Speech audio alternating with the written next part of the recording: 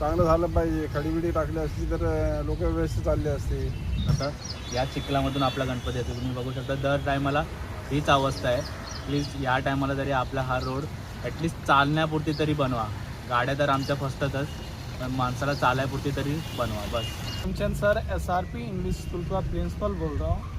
ये जो रास्ता है यहाँ पे आने में हमारे स्कूल और जितने भी यहाँ के ग्रामवासी है सबको बहुत यातनाएं होती हैं।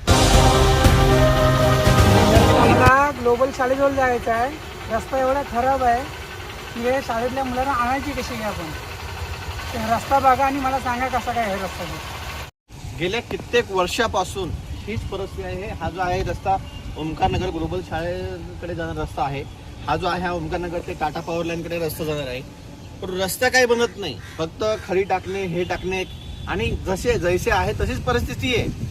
माझी प्रशासनाला विनंती आहे, मी जे खाडे साहेब होते पहिलेचे वन विभागाचे त्यांनाही पत्र दिलं होतं.